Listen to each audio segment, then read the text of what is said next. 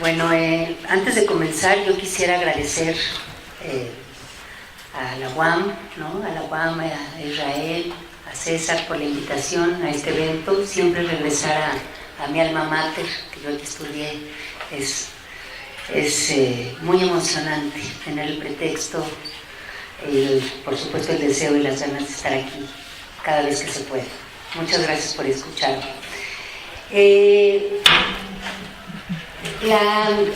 La presentación que preparé para este día en la mañana la titulé, se escucha medio raro, vamos a ver si no se corta: Infancias rotas, infancias actuales. Y es una propuesta sobre diferentes notas desde la biopolítica y el psicoanálisis. Comienzo con una cita de Juan Carlos Volnovich, que está en el prólogo del libro Infancias, que acaba de salir. Psicoanalizar a un niño o a una niña es una empresa fascinante, desconcertante y difícil. Es fundamentalmente exponerse al desafío del sufrimiento y al dolor del síntoma. Síntoma en el que se lee la escritura de la historia. De ahí que el síntoma es desde un principio y al mismo tiempo individual y social. De ahí que descubrir lo que el enigma ofrece a la comprensión impide la razón que oculta, justamente aquel espacio que el síntoma intenta abrir. Termina cita. ¿Cuántas veces, cuando nos encontramos ante un niño que muestra algunas dificultades, que por lo general se ponen de manifiesto en la institución escolar, se lo intenta estirar o acortar para que encaje en aquello que se supone que es lo esperable, lo normal, lo mejor para él? Los lechos de Procusto actuales intentan normativizar a los niños para que encajen en un sistema que muchas veces no es lo que necesitan, ni es lo que pueden responder.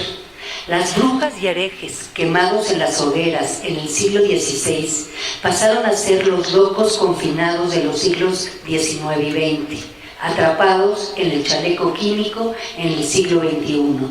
Foucault sitúa las sociedades disciplinarias entre los siglos XVIII y XX. Estas sociedades funcionaban en círculos cerrados, cada uno con sus propias leyes, familia, escuelas, cuartel, fábrica, cada cierto tiempo el hospital y a veces la cárcel. Deleuze planteaba que las sociedades disciplinarias han sido reemplazadas por las sociedades de control, aunque ambos modelos conviven. Las primeras construyen moldes sociales, mientras que las segundas arman moldeados autodeformantes que cambian constantemente. En las sociedades disciplinarias, el poder estaba regulado por consignas.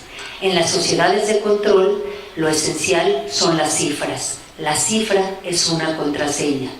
En ese sentido, el DSM-5, Manual Diagnóstico y Estadístico de los Trastornos Mentales, es coherente con esta línea de pensamiento, ya que los diagnósticos son códigos que se convierten en cifras que permiten a los usuarios acceder a ciertas prestaciones y al poder médico controlar a sus enfermos, tanto como al poder farmacéutico controlar a sus clientes.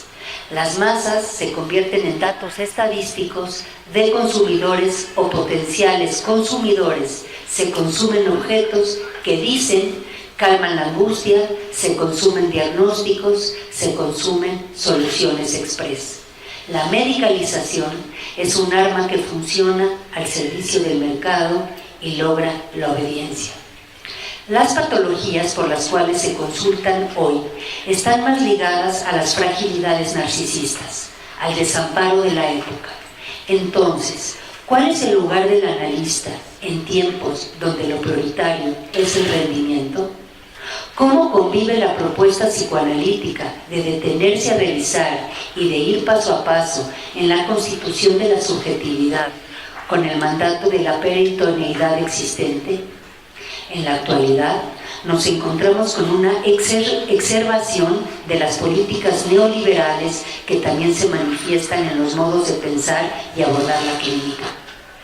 Época en la cual la economía del mercado, el individualismo, la supervivencia de los mejores y más brillantes se convierte en un neodarwinismo social. Este neodarwinismo social, a ver si se oye bien, este neodarwinismo social es un término que presenta Pierre Bourdieu en su libro Un arte medio.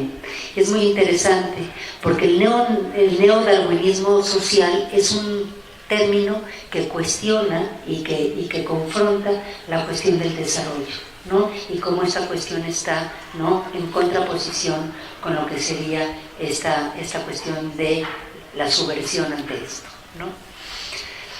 El neodarwinismo social predatorio que no garantiza la existencia y vuelve insignificante las luchas colectivas por los derechos. Así, se neutralizan las diferencias, se biologizan las dificultades, transformándolas en déficits neurobiológicos de supuesto origen genético, no comprobado, pero que tienen eficacia en el imaginario social. Así, por ejemplo, el autismo.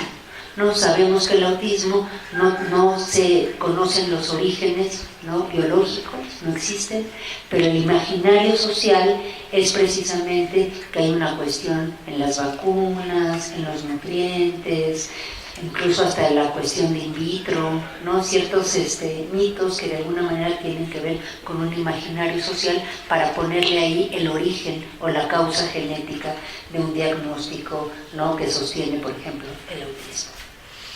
Cuando los problemas que están por fuera del área de la medicina son definidos en términos de trastornos y abordados como problemas médicos, estamos ante un proceso de medicalización de la vida. Quisiera hacer aquí un recorte interesante con esta cuestión de la medicalización de la vida. En muchos momentos he comentado, y ustedes se podrán dar cuenta, cuando vemos en algunas televisoras, Televisa, Canal TV Azteca, lo que quieran, ¿no?, y que de alguna manera están las noticias, ¿no?, sacando estas notas que ahora las tenemos muy frescas sobre catástrofes nacionales, mundiales, etcétera, en los cortes, ¿no?, que supuestamente son los comerciales o los anuncios, nos invaden de medicinas para las arrugas, para las estrías, para no envejecer, Entonces es muy interesante, ¿no?, a partir de las catástrofes que nos muestra la televisión, por supuesto mediatizada, ¿no?, nos dicen, pero no sufran tanto, ¿no?, pueden no envejecer, pueden no sentirse feas, no pueden evitar las cicatrices, las estrías, la gordura, ¿no?, pero no, eso solamente es en el corte, ¿no?, eso es interesante. Así, predomina una lógica cortoplacista que se pone de manifiesto también en los modos de construir diagnósticos. Aparecen los diagnósticos como mercancía consumible, un hágalo usted mismo, con cuestionarios y test autoadministrables accesibles a la web. Cuando entramos a la web tenemos test para hacer lo que quiera, que transforman la psicopatología más compleja en una revista de autoayuda. Con esto se aplanan los modos de pensar la complejidad y la manifestación de sufrimientos. Fernández Peixó y Biarnini hacen referencia al sujeto que produce el neuroliberalismo y describen un trastorno narcisista neuroliberal que despolitiza a la sociedad, que la mercantiliza, inmunizándolo de cualquier proyecto transformador. Una ética gladiatoria de supervivencia, en la cual los excluidos son el daño colateral de un sistema que les dio a todos, supuestamente, las mismas oportunidades que algunos no supieron aprovechar. La ideología neoliberal alimenta el statu quo de una sociedad antropofágica en la cual hay lugar para pocos. La época neoliberal es insistente en fabricar sujetos completos, plenos, idílicos, sin fracasos y sin fisuras. Si lo pensamos detalladamente, esta exigencia que empuja el mismo sistema coloca a los individuos del lado del goce más que del deseo, es decir, del lado de la idea de satisfacción perpetua y continua, que no es más que el alimento narcisista como fanatismo puro. Ante este panorama, el psicoanálisis y su práctica clínica tienen otro decir y otro hacer. Ese que apuesta con su silencio a la producción de sujetos que no se forman en la fila en la que son mirados por el Estado. No se conforman. El psicoanalista, que toma en cuenta la complejidad de la época, puede ser un posibilitador de oportunidades en tanto propicia encuentros, acontecimientos subjetivantes, aloje al otro en su otredad y ayude a tejer tramas de sostén que sustenten al niño y a sus padres. En este sentido, para Alain Badiou, el acontecimiento es azaroso, imposible de ser anticipado fuera de esa situación singular. Cuando se produce algo esperanzador, se habilita. En el acontecimiento siempre emerge algo novedoso, que no estaba ahí antes, que se crea en ese encuentro. La singularidad no tiene cálculo, nos sorprende. El acontecimiento siempre está por venir, pero a condición de que alguien apueste por su posibilidad de producción. Óscar de la Borbolla, que es un autor mexicano, tiene en su libro El futuro no será de nadie, pone una cita. Cito: la verdad es que en ese momento no solo Esteban y Lola, Nadia y Pablo miraban el techo, sino que miles, tal vez millones de parejas miraban hacia arriba, hacia la copa de un árbol, hacia el domo de una habitación o hacia la pura intemperie. Pues era viernes por la noche, en la mitad del mundo, y la probabilidad de que a esas horas una parte de la humanidad hubiese cohabitado era altísima. La curiosidad matemática lo hizo abandonar la cama para averiguar en internet cuántos seres humanos nacían por año en América, pues esa cifra, dividida entre 365, le daría la cantidad aproximada de personas que habían hecho el amor esa noche. Los buscadores, sin embargo, estaban tan lentos que empezó a quedarse dormido sobre el teclado de la computadora. ¿Cuántas personas estarían en ese mismo momento haciendo cola para navegar en el ciberespacio? Y aceptó la llegada del sueño con gusto, pues creía que esa dimensión era una morada personal donde al menos sus sueños eran solo para él. Pero en el mundo había tantos seres humanos que ni los sueños podían ser particulares, y a esas horas los sueños estaban saturados. Termina cita. En lo imaginario, los sueños son imitación de la realidad disfrazada, plenos de expectativas y afectos. En lo simbólico, el sueño es sustracción apalabrada que se teje al reconocer al gran otro, que produce fragmentos a partir de lo imposible. Fragmentos que solo se explican como resto o excedente de la realidad apareciendo de forma repentina. Que la palabra vacía es lo que queda en la coladera discursiva cuando la imagen y el sentido se escurren y se deslizan por los ductos de la imposibilidad. Que el lenguaje es un efecto de infancia que empuja al propio sujeto a un límite trascendental con el tiempo, límite siempre infantil, que excluye al propio sujeto de posicionarse como totalidad y verdad, colocándolo en el vacío y en la inconsistencia. ¿Cómo pensar la saturación de los sueños en tiempos donde el rendimiento y la inmediatez arrancan al sujeto de la pregunta que lo divide? El párrafo de Óscar de la Borbolla incita a abordar la subjetividad y sus posiciones en la actualidad, cuestionar lo normativo, los trastornos, los diagnósticos, las evaluaciones para descentrar el discurso dominante y rescatar al sujeto, lo social, el amor y la pérdida, que inevitablemente interrogan la época neoliberal y su rendimiento, el cuerpo y lo maquímico. Este párrafo es provocativo. En el código lacaniano se puede leer como no hay relación sexual, no hay completud ni complementariedad, no existe el todo ni lo absoluto. ¿Pero qué implica esta frase?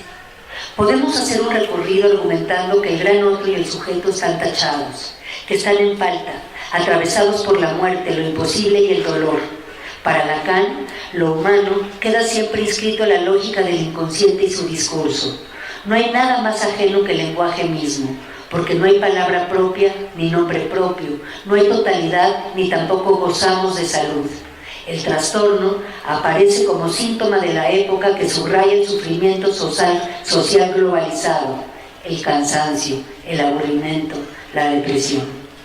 Zizek, en su libro Mirando al sesgo, hace un intento por distinguir la mirada subjetiva, que es la estructural, de la toma objetiva, que es la fenomenológica. Zizek argumenta que el cine, como cualquier otro arte, pensemos en el arte de escribir un libro, nunca es una repetición o imitación de la realidad externa. De ser así, respondería a un trabajo basado en la continuidad imaginaria. Más bien, se trata de un montaje, de un modo de producir a partir de los fragmentos, donde lo discontinuo y lo fragmentado se presentan como realidad, que se explica como resto o como plus aparecido repentinamente.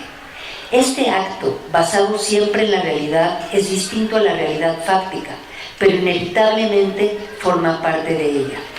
La oscilación entre la falta y el significado excedente constituye la dimensión propia de la subjetividad, nos dice Zizek. De esta manera, no hay posibilidad de hablar de niño ni de infancia, sino es a partir del universo simbólico, de la singularidad y de lo plural. Pues es desde ahí donde el sujeto se reconoce en diferencia ante un mundo que empuja a lo global y al consumismo. Hablar de infancia exige reubicar al sujeto en un plano estructural, lo que significa que es en relación con los fenómenos del lenguaje y los discursos que el sujeto se estructura, se delimita y se posiciona. Así, las palabras de Byung-Chul Han, filósofo coreano que radica en Alemania. El niño se ve arrebatado por la infinitud del cielo vacío. Es arrancado de sí mismo y desinteriorizado hacia un afuera atópico. Es deslimitado y desvaciado. Este acontecimiento desazaroso, esta irrupción del afuera, de lo totalmente otro, se realiza como un despropiar, expropiar, como supresión y vaciamiento de lo propio, a saber, como muerte, vacío del cielo, muerte diferida, desastre. Pero ese desastre llena al niño de una alegría devastadora, es más, de una dicha de la ausencia. Termina cita. ¿Por qué pensar la biopolítica, el poder, los discursos dominantes en el trabajo analítico con niños? Ese es un tema que me interpela. ¿Por qué pensar las infancias a partir de lo que arroja el capitalismo neoliberal y sus efectos o sus afectos? La infancia se diluye en una lluvia de clasificaciones terapéuticas, prácticas pedagógicas y medicamentos que avalan el diagnóstico. La normalidad, término escandaloso, cada vez resuena más como un tecnómito moderno, albergando las promesas de libertad y felicidad, donde los narcóticos no tienen efecto de manera aislada, sino que están acompañados y determinados por los discursos mediáticos. La astucia de los nuevos modelos de control radica en plantear una preocupación excesiva por el niño, su cuerpo y su entorno. Preocupación que inscribe la ironía de una época que, al resaltar la defensa de los niños como estandarte de legisladores, activistas, trabajadores sociales, académicos y psicoanalistas, entre otros, promueve a la vez que los niños sean aniquilados por el hambre, los tráficos, las guerras y las diversas catástrofes causadas por situaciones sociopolíticas sostenidas por los escenarios de poder.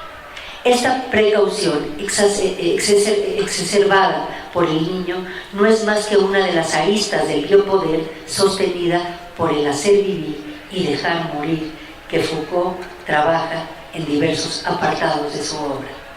En este sentido, resulta posible pensar en el incremento de patologías que comprometen a los cuerpos en referencia a la imagen, que se ponen en juego a través del acto, desde adicciones, depresión, intentos de suicidio, anorexia, bulimias violencia en sus diversas manifestaciones, autismos, hasta la impronta por la saturación en la velocidad del tiempo que es llamado el TDAH, trastorno de déficit de atención e hiperactividad. Todos estos trastornos están en relación directa con la complejidad que presenta el mundo actual. A partir de la retórica del control de la vida y el dejar morir, la infancia ha sido aprovechada por el consumismo y el goce desenfrenado, anticipando así su declive y servidumbre al sistema neoliberal, a su reducción a ser un engranaje más en la maquinaria de la reproductibilidad. El discurso capitalista, con el debilitamiento de sus propios límites, ha mantenido la ilusión de que el sujeto puede lograrlo todo, teniendo como evidencia la feroz oposición a reconocer la propia castración. El fármaco y los narcóticos han resultado una promesa más para eludir la castración, anular las imposibilidades y los fracasos, taponeando cualquier pregunta sobre la posición del sujeto en el entramado social. Así, las píldoras suprimen todo aquello que se relaciona con resonancias infantiles, dado que ese elemento infantil es en sí mismo el representante de la escisión subjetiva. Mientras Lacan, en 2 notas sobre el niño, plantea el lugar del síntoma que el niño ocupa en la novela familiar, los pedagogos y los psiquiatras. Los pedagogos y los psiquiatras, por su parte, y a manera de cirujanos, han extirpado lo más incómodo pero revelador. Eso que apunta a la no totalidad de los saberes y a la no completud del sistema. Esta afrenta ha quedado impune, puesto que la unión de los saberes biológicos y las políticas de control de la población insisten en señalar que la infancia debe ser erradicada del campo del ejercicio del poder y del saber. Sin embargo, la creación de la noción del niño no puede ser pensada sin 2 ejes fundamentales: salud y educación. Así, el niño atenta contra el uno. Y a mí me gustaría aquí hacer un hincapié y hacer una nota al pie de página. Esta cuestión o esta imagen del niño que atenta precisamente al sistema y a los medios de control y al poder es muy interesante cuando vemos, por ejemplo, que ahora que sucedió el sismo, ¿no? Y que en realidad tuvimos toda la manipulación de los medios con relación, y lo sabemos, así pasa con todas las noticias, con relación a lo que sucedió en los estados y en la ciudad. El emblema del sismo fue una escuela, y fue una escuela que está aquí cerca, que estaba aquí cerca, y donde se nos orientó toda la atención a un invento de una niña, ¿no? Que habitaba en los escombros, ¿no? de esa escuela. Es interesante que siempre son los niños los que de forma espectral los colocan como la peste de los escombros, precisamente porque el niño, ¿no? En su imaginario del poder y del sistema neoliberal, ¿no? Es el que no tiene voz, es el que no puede hablar. Infancia, ¿no? De latín infancia, de latín infantia, el que no habla. Entonces, es muy interesante, aquel que no puede hablar es el que está en los escombros. El caso Paulette es otro, aunque ahí esa niña sí existía, pero también era espectral, ¿no? Apareció en la ranura de la cama. Entonces, lo que resulta interesante en esto es pensar precisamente la construcción del niño que no tiene voz, y yo lo subvierto. ¿Es que el niño no tiene voz o palabra, o es el otro el que no tiene oídos para escuchar? ¿No? Y ahí lo dejo como pregunta. Es el sistema quien no escucha, ¿no? El niño es heredero del tiempo, ese tiempo ayón, irresponsablemente afortunado, que juega los dados al azar, que se establece como la carcajada, el desvío, la pregunta o la acción discordante, que le presenta lo nuevo a los viejos, pero también surge como peligro para el orden de lo económico. El niño, repasado por el tamiz diagnóstico y por el afán biopolítico del hacer vivir y dejar morir, desaparece y se nubla, reproduciéndose como inteligencia o déficit, para definirse ante un mundo que le exige las credenciales que dictan el valor de su existencia. Es decir, si la vida vale la pena, si merecería la muerte lenta o si la vida es un buen proyecto para administrar e intervenir. El cálculo sin piedad del riesgo al vivir. Es misión de nuestra sociedad de consumo promover el exceso de goce autoerótico ofrecido como ilimitado, que debilita el deseo del sujeto y su lazo social.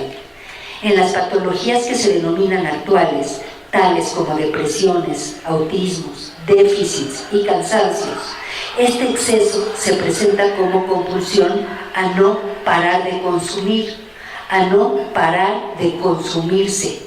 De esta forma es el niño el que está en juego como resultado del cambio y las variaciones que los discursos mercantiles y políticos enuncian sobre el problema de la vida y la muerte, estableciendo nuevas nominaciones médico-jurídicas. Ya no es el leproso, el enfermo venéreo, el loco, el monstruo o el criminal. Ahora es el niño acusado de TDAH, ¿no? O TEA, el adolescente acusado de drogadicto o la acusada de anoréxica. Términos que establecen bases de normatividad anhelada, generando nuevas reformas en la legalidad o a la legalidad. No es extraño que en esta época vivamos empachados de ley. Todos apelan a introducir normas biopolíticas en sus acciones cotidianas. Ley y orden ante todo.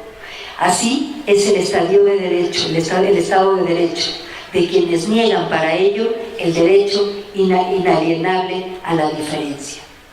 No es extraño que en la clínica con niños los resultados que generalmente se publican están relacionados con hacer el tratamiento un camino hacia el final feliz.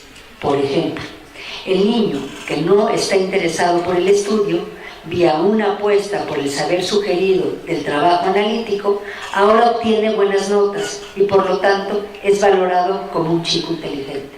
O sea, si al niño se le lleva el análisis en una terapéutica, pues ahora va a poder ser un niño valorado como inteligente.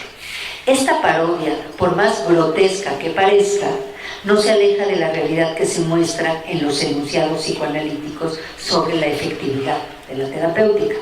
Por más adornado que sea el discurso, por más disfraces de retórica crítica y rebelde que la clínica psicoanalítica construya, quien reciba de manera complaciente y benefactoria esta praxis, junto con las pedagógicas y las psicológicas, así como las psiquiátricas y las farmacológicas, obtendrá elementos príncipes de adaptación a un sistema de homogenización de síntomas y de curas. Es decir, es inevitable que todos los que ofrecemos un cierto servicio, ¿no?, entre comillas, estamos inscritos a ese imaginario de progreso. A pesar de que el psicoanálisis mantiene una tensión y una distancia con el Estado, no se encuentra fuera de este. Así, el proceder del analista no escapa de aquellas prácticas ya mencionadas, dado que comparte la inquietud por el malestar y los síntomas. Sin embargo, y esto es esencial, lo anterior, más que dar cuenta de que el psicoanálisis es similar a las otras terapéuticas, opera como un aviso y advertencia en el trabajo cotidiano dentro del consultorio, en la posición que el analista ocupa y apuesta con su escucha en cada sesión, habita la diferencia. En otras palabras, el psicoanálisis es otra forma de pensar la clínica, la infancia y la sociedad. ¿De qué modo y bajo qué reglas los diagnósticos de la época pueden leerse en la clínica como un síntoma donde hay que devorarlo todo, incluso el resto? Todavía es más complejo. ¿Por qué resulta que estas reglas están orientadas hacia una ética? Para decirlo de una vez, una ética donde el deseo radicaliza y desarticula todo intento de universalidad.